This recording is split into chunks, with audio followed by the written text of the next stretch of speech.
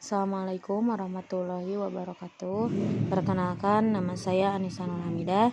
Saya dari Prodi PAI 1C. Di sini saya akan menjelaskan tentang matkul filsafat yang berjudul atau bertema tokoh Auguste Comte. Auguste Comte, ia lahir pada tahun 1798 di kota Montpellier Selatan. Ia berasal dari keluarga kelas menengah. Ia adalah seorang pegawai kerajaan dan penganut agama Katolik yang soleh. Ia menikahi Caroline, seorang bekas pelacur yang nampaknya dari perkawinan itu adalah satu-satunya kesalahan besar yang ada dalam kehidupannya. Pada tahun 1814 sampai dengan 1817, Comte belajar di sekolah politeknik di Paris. Pada tahun 1817 dia diangkat menjadi sekretaris Saint-Simon. Akan tetapi kemudian Comte memisahkan diri ketika ia menerbitkan buku Sistem Politik Positif di tahun 1824. Pada tahun 1830, buku yang berjudul Filsafat Positif diterbitkan dan disusul dengan karangan selanjutnya sampai pada tahun 1842 Masehi. Dari sini kemudian Comte dianggap sebagai orang yang pertama kali memakai istilah sosiologi, meski ada yang beranggapan lain. Misalnya adalah Eriscon yang mengarahkan bahwa yang lebih tepat menjadi sumber awal sosiologi adalah Adam Smith atau kaum moralis pada umumnya. Auguste Comte adalah nama lengkap Isidore Auguste Marie Francois Xavier Comte. Pendiri aliran filsafat positivisme, telah menampilkan ajaran yang sangat terkenal, yaitu apa yang disebut hukum 3 tahap.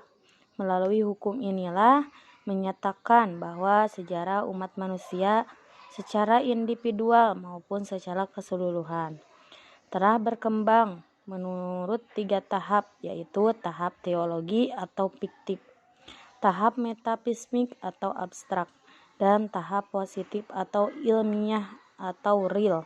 Secara eksplisit pula ia ditekankan bahwa istilah positif suatu istilah yang ia jadikan nama bagian aliran filsafat yang dibentuk sebagai sesuatu nyata, pasti, jelas, bermanfaat sebagai lawan dari sesuatu yang negatif.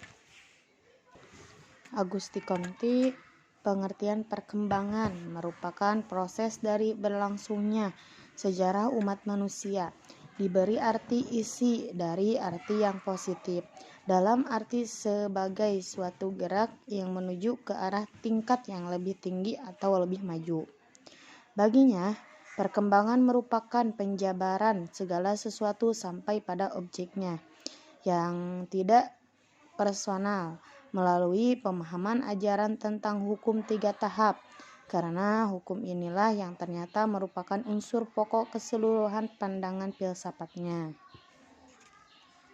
Sehingga melalui hukum itu pula akan dapat dilacak garis-garis pembatas yang telah diberikan tentang ajaran mengenal, penjelasan tentang masyarakat di barat, serta sejarah perkembangan ilmu pengetahuan, serta dasar-dasar yang ia berikan untuk memperbaharui keadaan masyarakat. Pandangan epistemologi Auguste Comte. Pengertian epistemologi berasal dari bahasa Yunani episteme yang berarti pengetahuan. Epistemologi adalah cabang filsafat yang memberikan fokus perhatian pada sifat dan ruang lingkup ilmu pengetahuan. Epistemologi adalah teori pengetahuan yang membicarakan bagaimana cara memperoleh ilmu pengetahuan. Pengetahuan manusia itu sendiri terdiri atas 3 macam dengan ilustrasi Bagan sebagai berikut. Bila dilihat nilai etisnya terhadap sains, maka dapat ditanyakan bahwa paradigma positisme, maka objeknya empiris. Semacam pengetahuannya menunjukkan sains dan dapat diukur dengan logis dan bukti empiris. Auguste Comte adalah tokoh aliran positivisme.